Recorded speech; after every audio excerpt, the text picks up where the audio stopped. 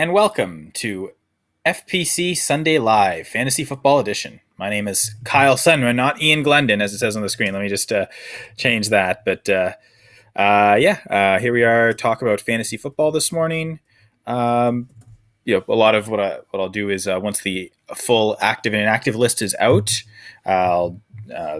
I'll bring that out. I know there's a rumor that there's actually a pretty big surprising inactive this morning, so stay tuned if you want to find out who that is. But also, fantasy football, and it is all about the viewers or listeners. So, of course, at any point, if anyone has any questions, whether it's sit-start, trade questions, DFS, or anything fantasy related at all, or maybe not even fantasy related, but any questions at all, feel free to ask them here, and I'll do my best to go through.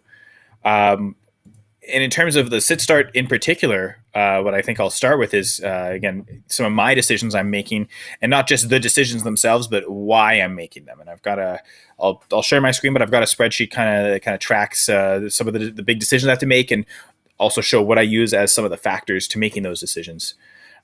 So let me get to that real quick, and we'll as I said, I'll show you kind of what I'm looking at in order to make these sit-start decisions in particular.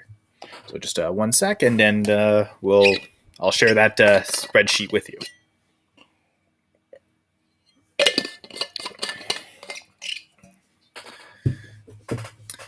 Also, happy Halloween, and if those don't celebrate, happy Sunday of football, because we're there's football and it's Sunday, and we always love that.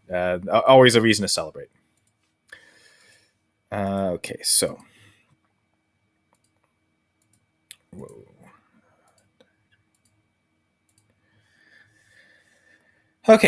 if we look here at this spreadsheet, these are some of the decisions that I'm making this week in terms of lineup decisions. Some are a bit more complicated, some are a little simple. And before I even get to the decisions themselves, these are some of the factors that I'm looking at. So floor and ceiling is the player's fantasy production. What's the least amount of points they've scored this year? What's the most amount of points they've scored this year? What's so far through 7 weeks, what has been the range of outcomes for this player? Obviously, again, what we want to do is we want to choose the players that are going to score the most fantasy points. So looking at the fantasy points is kind of first and foremost, right? That's the factor we're looking at. Everything else that will come afterwards influences those fantasy points, but that is the primary importance. Defensive rank, and this will be for the scoring setting in particular. Just like these fantasy points, where I'm taking this from is from the leagues themselves, the player cards on whatever fantasy site you're using, just to indicate their game logs of fantasy points, because I want it to be tailored to the specific scoring setting of the league. Same with the defensive rankings. Where do these teams rank in defense in points allowed to that specific position? The DVOA is and the O-line ranking. I both get these from Football Outsiders.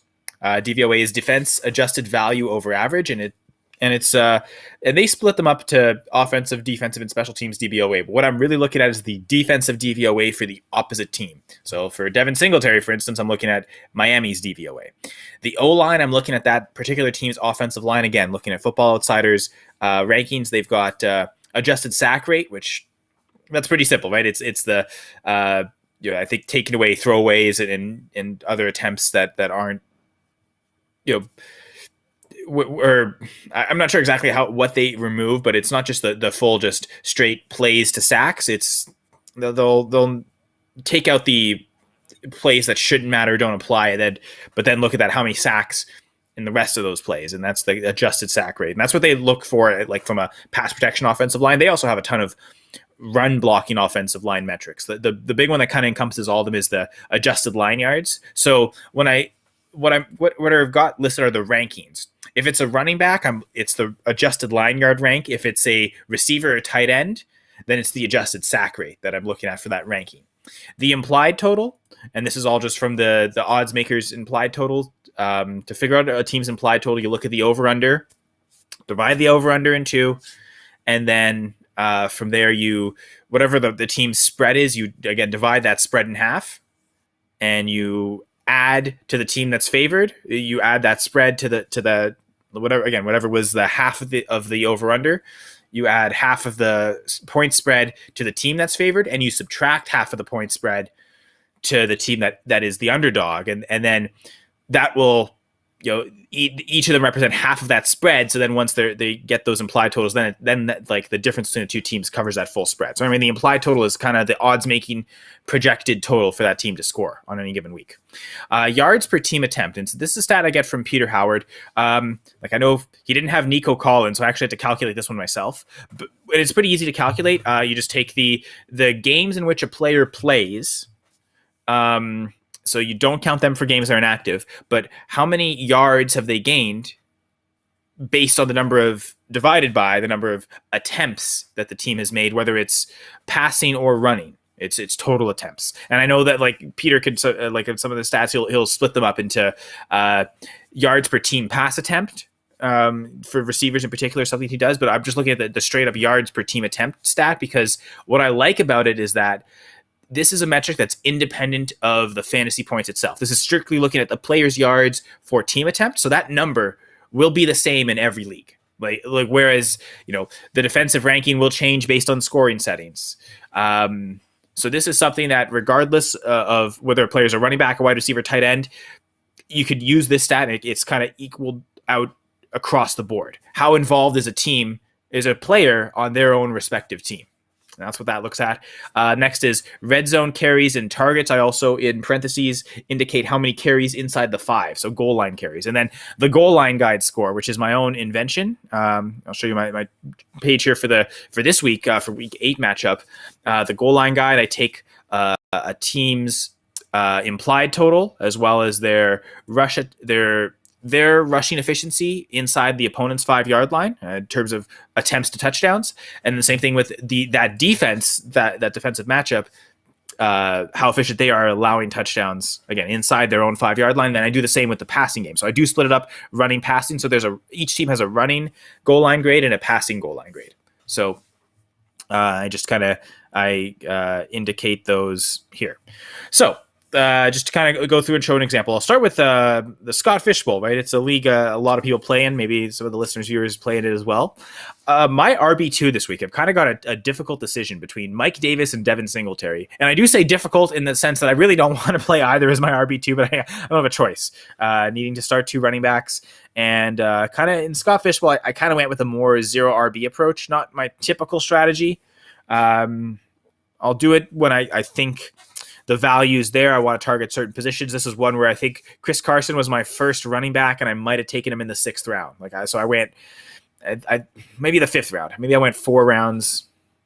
Trying to remember. Maybe I think it was 5th round, 5 rounds. I went 5 rounds without taking a running back, which means that I got lucky and got Jamal Williams, but now I'm kind of struggling a bit with Chris Carson. Who's the second guy I fill in? So Mike Davis or Devin Singletary. So what I've done here is when it's only 2 players, I just put the each stat that's higher, I put it in green. When it's multiple players, like some of these decisions, I put the highest stat in green, the lowest stat in red. Again, this is just so I've got kind of a visual representation looking at it. So what I look at is how many stats is that player leading? So again, you've got fantasy production. You also have defensive ranking, the defensive ZVOA. You've got the offensive line, the implied total. So really, like, you've got 2 stats for fantasy for the player's production belt. Really 3 if you count, really like 4 if you count the yards per team attempt and then the player's individual red zone opportunities, right? So you've got 4 stats that kind of are about the player themselves. 2 are about the defense they're facing.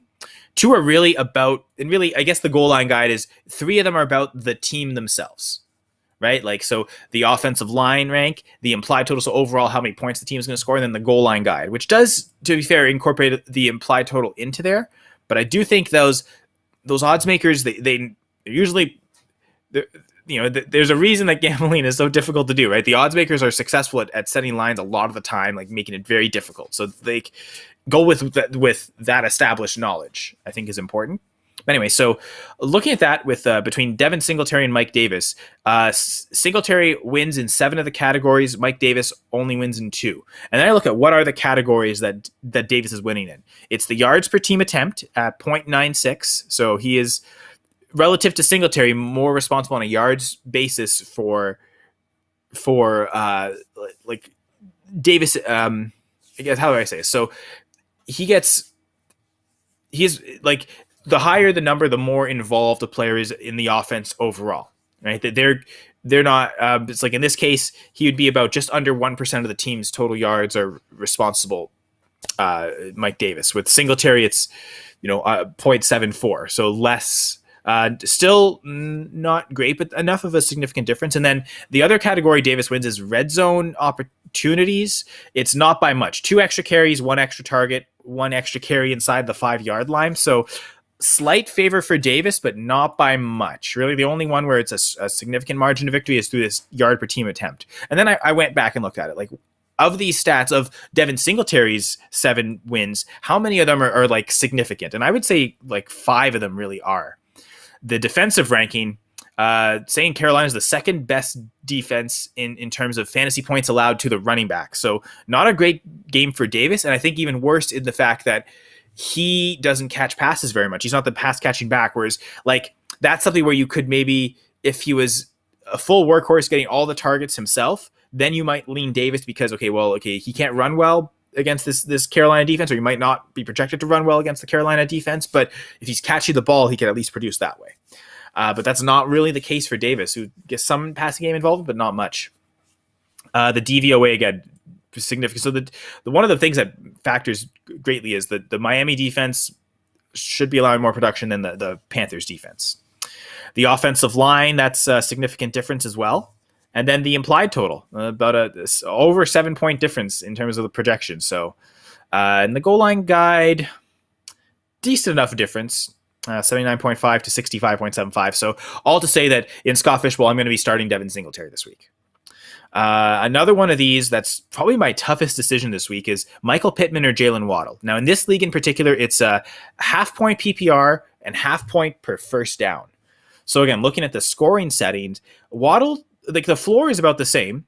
Like each player's gotten 4.9, basically at least 5 points every week from both of them. So the floor, I gave it to, technically it is Waddle that gets the edge, but that's not really a significant margin. But the ceiling, that so far this year, Jalen Waddle's best game is 27 points, Michael Pittman 20.5. And I believe that was last week. So Pittman is trending in that direction. But when given the opportunity to hit their ceiling, like Waddle showing a bit better of a ceiling so far this year. That's not to say Pittman can't have a 30-point game and then shatter that completely, but so far it's been Waddle. Looking at the production, again, important. Defensive rank, the Titans are 32nd, so last against wide receiver production. So that's kind of an edge to Pittman. Like you'll see here that the category edge is 5-4 in favor of Waddle, so it's really close. Then I went for significant differences. It's basically equal at 3-3, so super tough decision. The one thing that leads me to Waddle, so again, it's 5 categories, but which categories are they? It's better floor, and even that one, maybe you throw that one out because they're both about the same, basically, forward. Better ceiling, and then the yards per team attempt. We finally got a player that into the over 1 yard per team attempt, 1.16, and that's a decent enough difference than the 0.94 that Pittman has. So the 2 biggest categories where Waddle's winning is in his fantasy ceiling so far this year and yards per team attempt. And again, those are based purely on the player production. So like those are 2 of the more important categories to look at. If you're going to prioritize any, I always say it's the fantasy points, the production. Yeah, you could look at the defense, the offensive line and all that, but because you look at the O-line, barely any difference. One's ranked 20th, one's ranked 21st. I technically gave it to Waddle, but not much of a difference. Now, just because they're ranked 1 spot apart doesn't mean that there's not a significant difference. Actually, let's take a look at that, don't we? When we look at offensive line stats, let's look at these 2 teams. And they're both players, so it's going to be adjusted sack rate. 6.9 to 7.1. That's the difference, right? So it's barely any difference. Again, I did technically give it to Waddle, but that's one where there's basically no difference there. And again, where Pittman gets a significant edge, it's the defensive matchup. Like the Titans defense allowing a lot of production. That's the reason you would play Pittman. But really, a lot of it's close. And then the goal line guide, right? That's one where a bit of an edge here for Waddle. So I like those 3 edges better than just the 2 edges in defensive matchups. I guess the other thing too is the implied total, right? So those are basically the 3 where Pittman's making is on the two, like defensive rank, the DVOA, and then the total. That's where like you would, if you really believe in the matchup and think, okay, this Titans defense is so vulnerable, that's why I want to go Pittman. I tend to be, what's the priority? I prioritize production. And so far, the production numbers are saying Waddle. So that's why I would go Waddle over Pittman. But I think there's a really strong case to make for Pittman over Waddle. It's just about personal preference. Perhaps rather than production, you as a listener or viewer, you prefer the matchup as the kind of the first factor. And then you would lean Pittman probably. But again, I like what Waddle's produced so far this year. I'm going to go Waddle. Now, this is not what you should do. What I'm about to say is not really how you should necessarily go with it. Maybe if you're in enough leagues, maybe this works. And like you can have this psychological way of going about it. I'm pretty sure this is the only league I have Jalen Waddle in. And I've got Pittman in a few other places. I've got him starting, I think, in every other or most of the other leagues where I have him. I've got him starting already. So I've already got some starting exposure to Pittman. I have none to Waddle. So if Waddle goes off and I don't play him in this league, I don't get him anywhere. Whereas if Pittman goes off, I at least have him in other spots. I don't feel so bad about it. That's, again, probably not how you should go about it to make a decision, but like that would also like lead me to lead Waddle. But again, to me, it's really the production. It's the better fantasy ceiling so far this season, the yards per team attempt, and then the goal line guide. The goal line grade for them at 85 for the Dolphins passing game. So those are really the three factors why I would choose Waddle over Pittman. But then when it gets to like more complex decisions, like when you have multiple players to choose from, that's when things get a little interesting. So this is one of the tougher ones for myself. So I'll talk through this one. Mo Alley Cox, KJ Osborne, Devin Singletary. It's in the Dynasty Trades HQ Dynasty and Chill combined league. This is a 24-team, 2-player copy league. So there's 2 copies of every player in the league. I happen to have 1 copy of Mo Alley Cox, 1 of the KJ Osborne copies, 1 of the Devin Singletary copies. You'll notice Singletary. I've got Singletary in a ton of leagues. Like I'm pretty sure he's my most rostered running back in all formats this year. So I like Singletary. What can I say? But this league, the scoring settings are interesting. It's tiered PPR. So running backs get 1 point per reception. Wide receivers get 1.25 points per reception. And then tight ends, it's 1.75. And then I think there's also a slight point per carry. If I remember correctly, it's 1.25, which is 1/8 of a point, basically per yard. So, per carry. So that's where this is coming from. And again, where does that matter? It matters in the fantasy production. So I look at what these players have done so far. Mo Alley Cox, KJ Osborne, Devin Singletary. In terms of a fantasy floor, it is Osborne. 5.15 has been that's his worst game so far, and that's better than the worst games of Mo Alley Cox had a 0-1 game. He had 2, I think it was week 1, so he hasn't done it since week 1. I believe he had 2 targets in that game though. So that was a game where struggling to get early chemistry with Wentz. He hasn't quite done that yet, so I don't know if that's a realistic floor to talk about, but that's what I put. But yeah, so far in terms of floor, it looks like Osborne's got the best floor, but it's not great. You look at ceiling, technically it belongs to Mo Alley Cox. I gave Osborne kind of a bump here as well, just because 21.45 or 21.35. We're talking about 0.1 of a point. Like they kind of both showed a better ceiling than Singletary. Now this 18.5 game did come against Miami in week 2. So Singletary, but even so, like that's the best he could muster. Whereas he still hasn't been able to get to 20 points in this format, whereas Osborne and Mo Alley Cox can. The defensive ranking, it favors Osborne for sure. Definitely not Mo Alley Cox. So it's funny. We talked about the Colts with Pittman, how the Titans are ranked last against wide receivers in terms of fantasy production. So they've allowed a ton of fantasy points to wide receivers. They've allowed the 4th fewest to tight ends. So stingy tight end defense for the Titans. So a little less of something against Mo Alley Cox. Now, as much as the Cowboys have allowed the 5th most fantasy points to wide receivers, their overall team DVOA has them as the toughest defense of the 3, and Miami is the weakest. That is one of the main factors kind of against Osborne, is really just this Dallas defense in general. But we've seen when it comes to wide receiver production, that doesn't really matter. So kind of showing where the DVOA and the defensive ranking, sometimes they can coincide, but sometimes they go against each other. Because, I mean, again, 4th fewest fantasy points to tight ends is what the Titans have allowed, but their overall defensive DVOA is in the positive. So they're a below average defense. They're allowing above average offensive production. So it's kind of interesting. Offensive line. Singletary's got a really good line too, but technically it goes to Osborne. I was shocked when I looked at this. The adjusted sack rate. The Vikings have the second best adjusted sack rate in the NFL. So I don't know if that's entirely the offensive line. Maybe the quarterback play, quick decisive throwing, not holding the ball on too long. Those things factor. But what's undeniable is that the Vikings really aren't taking very many sacks this year, and it's allowing the offense to keep drives alive. So definitely a boost for Osborne there. The implied total goes to the Bills. Vikings at 26.25, Colts at 24.25. I'm surprised the Vikings are closer to the Colts than they are to the Bills. That's a little surprising to me, but still, Bills are expected to score the most points. Yards per team attempt, it was funny that Mo Alley-Cox and Osborne both had 0.6, so equal numbers there, where Singletary does get the edge. And the red zone stuff is usually going to favor the running backs because they're the ones getting carries. Like, yeah, and he has more targets in the red zone than KJ Osborne. Singletary does. So definitely gets the edge there. But then you look at the goal line grade itself. While he's only got 2 red zone targets, this is kind of where it might work against Osborne a little bit. Only having 2 red zone targets kind of hurts him a little bit, even though the team's goal line grade is great. Osborne's not going to necessarily benefit from that either.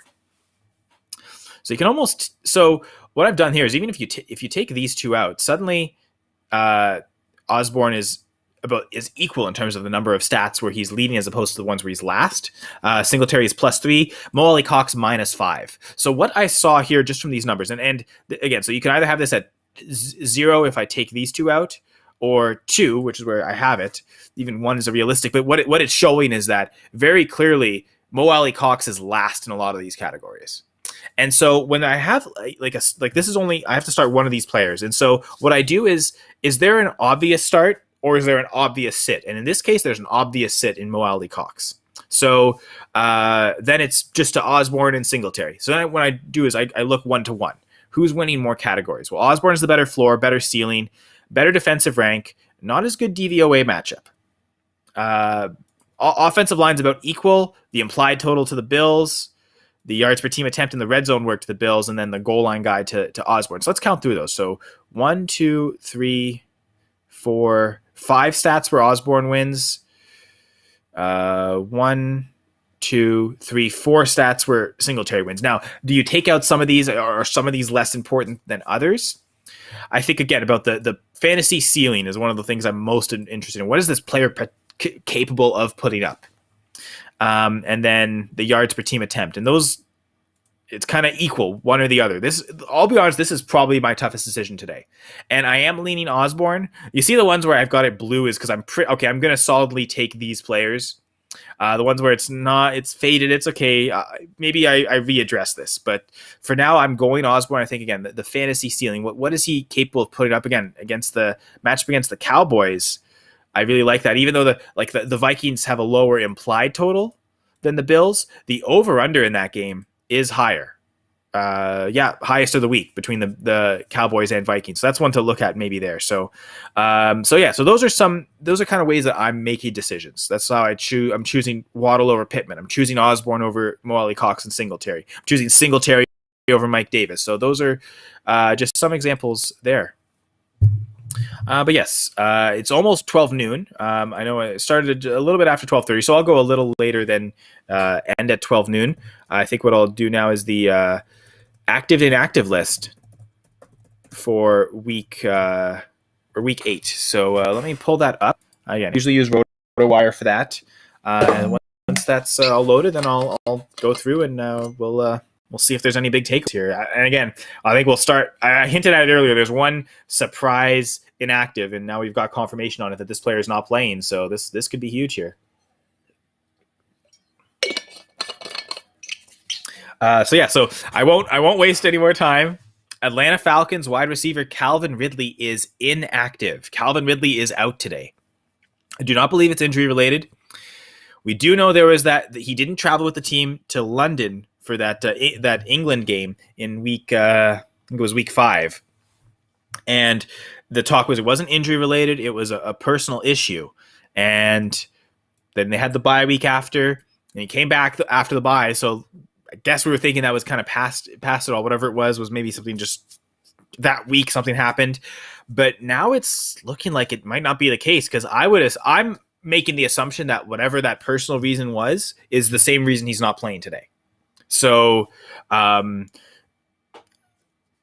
think, I mean, we don't know anything, and that's up to Calvin Ridley to decide if he wants to talk about whatever the issue is or not. It seems like the team's refusing to that's personal information. That's Calvin's decision himself to talk about it or not. If it is mental health, if it is a mental health issue, first of all, I'm glad that the Falcons are like, doesn't seem like they're giving him any grief about it. Like, whatever he needs, because there was really, like, the London one we knew because he didn't travel with the team, right? So we knew that in advance. We're finding out this morning, right? So it seems like the team, I don't know if he might have spoken with the team earlier and they could have maybe prepared for it, or he came to them this morning and just said he wasn't ready to play. Either way, like, it seems like the Falcons aren't forcing him to go out there if he doesn't feel like he can. So that's good. I think that's important discussion to have. I don't know that it's a mental health issue, but if it is, I'm glad that the Falcons are taking it seriously and listening to Ridley and allowing him to do what he needs to. Because if you're not fully 100% there on the football field, like, not only you but other players could get hurt too. And I know that might be something more from like the linemen. You would say that more of like their performance, like what individual performance are so reliant on the team and vice versa. So that, like, if one player's off, it could cause someone else to be injured. With the wide receiver, not as pressing, but still, like, you want everyone to be in the game mentally 100%. So again, Calvin Ridley is out. In terms of the fantasy implications, like, Kyle Pitts was already going to be starting every week anyway. And I think he's a really good DFS play. If anything, I might lean away from him in DFS now, because I think his rostership is just going to skyrocket at this point. That, like, anyone wants to make these Sunday morning changes, but I still think he's a good viable play. So in terms of like season long, like, again, you're playing Pitts anyway. The wide receivers now: Russell Gage, Tajay Sharp, Olamide Zaccheaus. Like, those are the main three wide receivers. I think you could play all three of them, really. I think in terms of how I'd prioritize them, I'd probably go Gage first, Zaccheaus second, Sharp third. That's probably how I would prioritize them, but I think all three kind of could be relevant to play. So yeah, so for the Falcons, they also have Wayne Gallman inactive. I don't think Wayne Gallman's been active for any game this year, maybe one or two. But it's really been Mike Davis and Cordarrelle Patterson. Those have been the guys they've been using. Looking at the Bills, Matt Breida inactive. It's also been the case most of the year. Also, Dawson Knox injured, so Tommy Sweeney is the starting tight end today. Again, we knew that. They didn't put Knox on IR with the hand fracture, so they obviously think it won't be too long before he's ready to come back, but just not this game. Panthers, Terrace Marshall's out again. And that team's been struggling so much that, like, I guess Robbie Anderson's playable. Like, I mean, DJ Moore is going to be in lineups every week. I think Chuba Hubbard's kind of an every week starter too, like, just based purely on volume, right? Like, you need those guys locked in for volume. So yeah, maybe Anderson's playable if you're desperate enough. I guess at tight end they've got Ian Thomas and Tommy Tremble.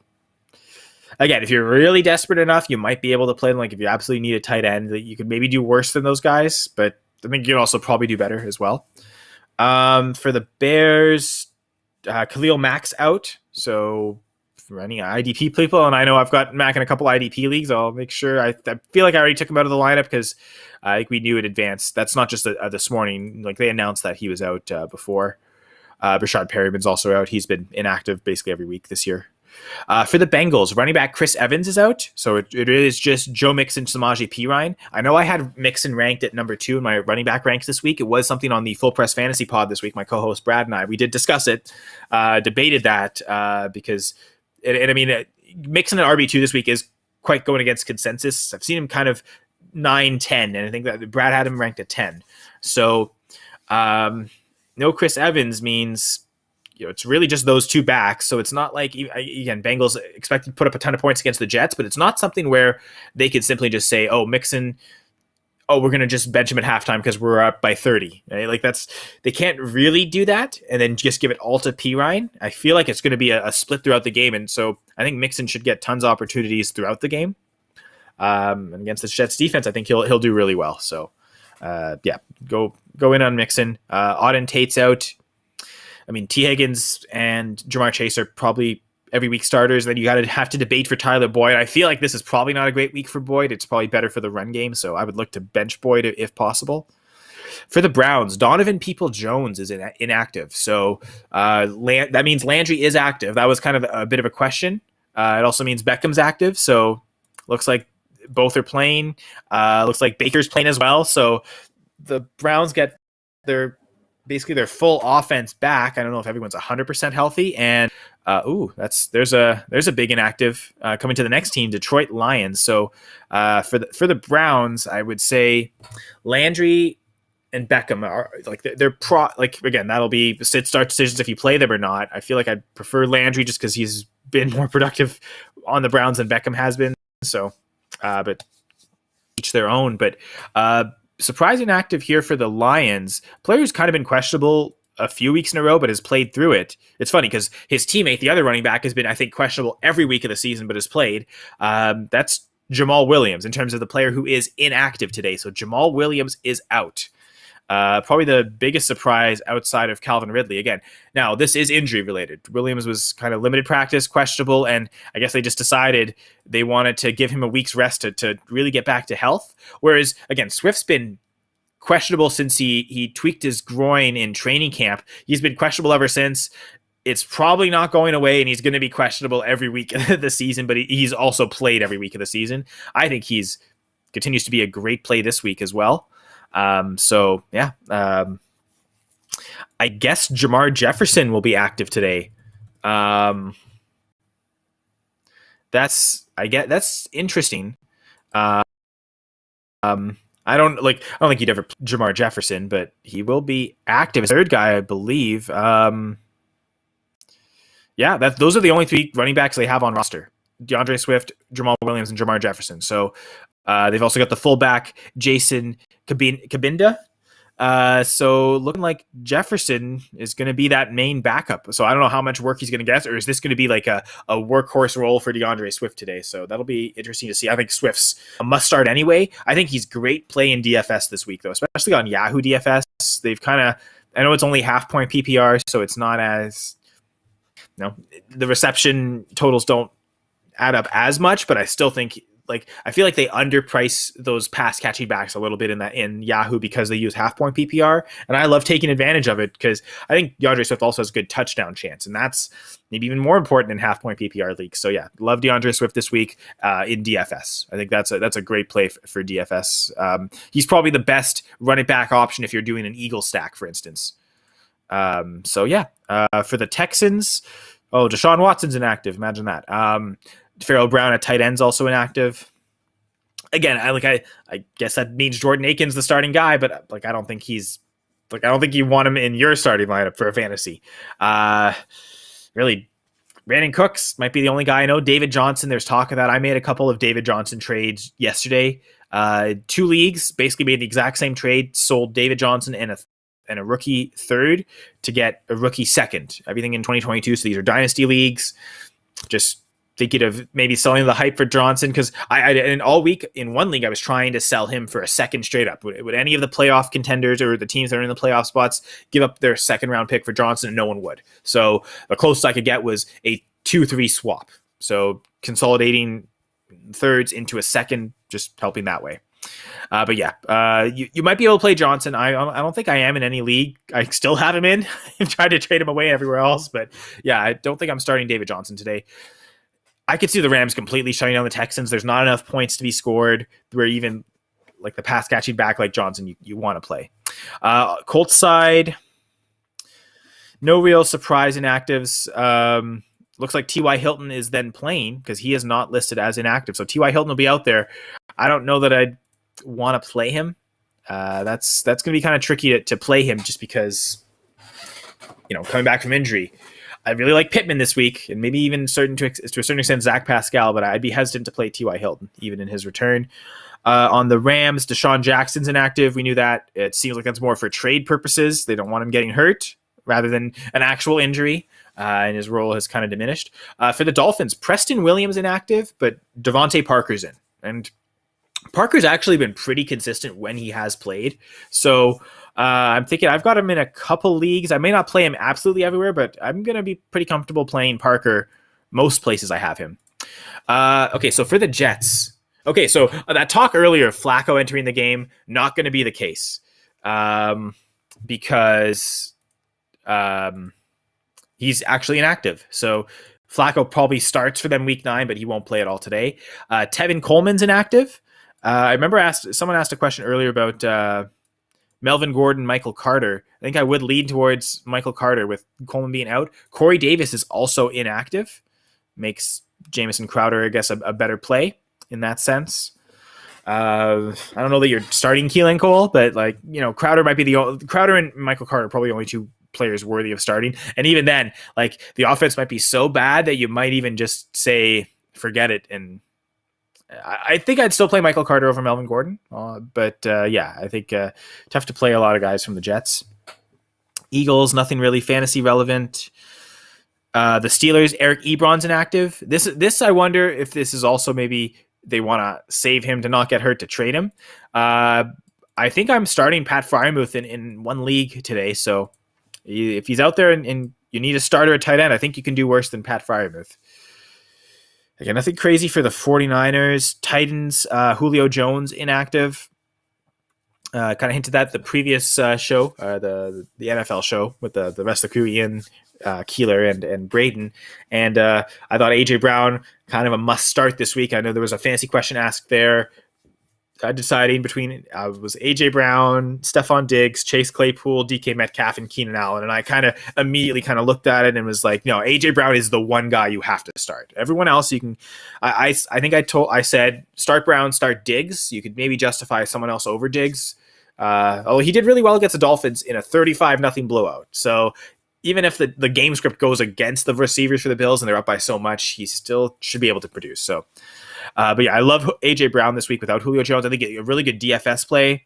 I noticed on Yahoo, Ryan Tannehill is super cheap. So that might be a great stack. You can get Tannehill and A.J. Brown for $50 stacked. Whereas like Derrick Henry on his own is $41, I think. So for $10 more, I can get the team's quarterback, wide receiver. So kind of fading the running games in that, especially on Yahoo, because I believe Derrick Henry and Jonathan Taylor are the two most expensive running backs this week. So I'm kind of in Yahoo, especially in DFS, I'm fading the running game for the Titans and more investing in the passing game. I think there's going to be less rostership, less ownership through Tannehill and through A.J. Brown's probably going to be up there high, but I like that stack. One of my favorite quarterback plays for value this week. I think there's a couple guys in the 30s I like for Yahoo for DFS.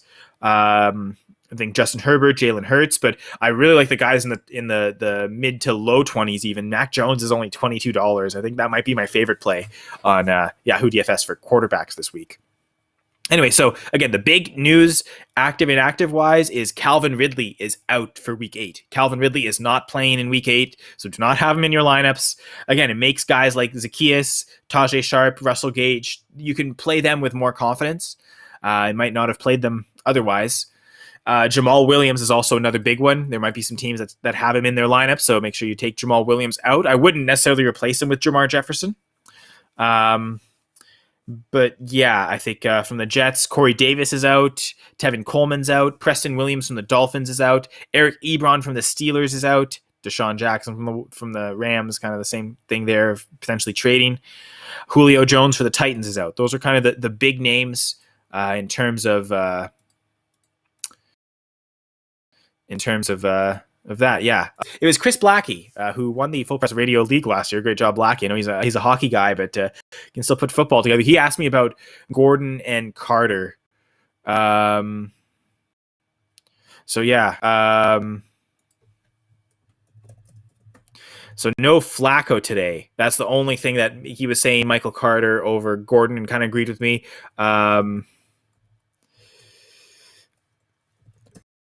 No Flacco, but also no Tillman.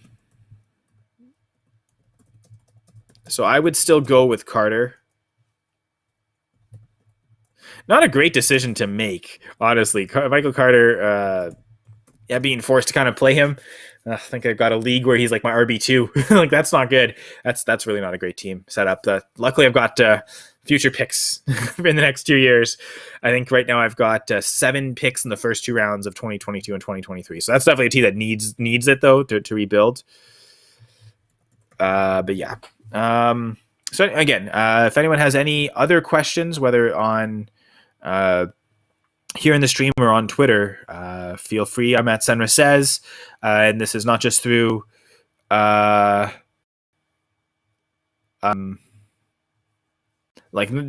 just through the show. If you at any point have any questions, feel free to ask me at any point. Again, at Senra Says, these are again fantasy questions of all types. And yeah, we're gonna. I think we're gonna head out. Actually, I'm not really seeing them, so I'm just kind of looking through Twitter to see if there are any notifications if anyone tagged me in any questions. I'd kind of go through that, but seems like not the case. So again, appreciate anyone who listened, watched, or sent questions. Chris Blackie, and appreciate that Melvin Gordon, Michael Carter scenario. It's interesting. I think the other thing that makes me want to go against Michael Carter or make me want to go against Melvin Gordon, and play Michael Carter. Is Javonte Williams has kind of emerged as the pass catching back. Like, I want the running back that's going to catch passes. It seems like that's Carter for the Jets, and it seems like it's Javonte Williams for the Broncos, not Melvin Gordon. So, like, Gordon's still going to catch 2-3 passes every game, but like last week, Javonte Williams saw 7 targets. Gordon has not had that many targets yet this year. So, give me the pass catching back in Michael Carter over Melvin Gordon. And I'm not crazy about the Broncos offense today. Honestly, I think the Washington defense, that defensive line has struggled this year to get sacks, but they started coming alive against the Packers. I think against a worse offensive line, in the form of the Broncos offensive line, I think that defense can kind of exploit that and make it really tough for an inside runner like Gordon. I don't think he'll be able to break off long runs either. So yeah, the more I kind of talk about it, the more I feel more and more confident with my Michael Carter over Melvin Gordon decision. But yeah, that's all for today. Again, I'm on Twitter at Senra Says. You can also follow my podcast, the FPC Fantasy Pod. Well, that is it's the Full Press Fantasy Pod at FPC_Fantasy Pod. Again, my co-host Brad and I, we do weekly rankings debates. So every week we kind of compare our rankings and what are the players we're the most different on, and then we kind of talk about our methodology. Why do we rank this player here?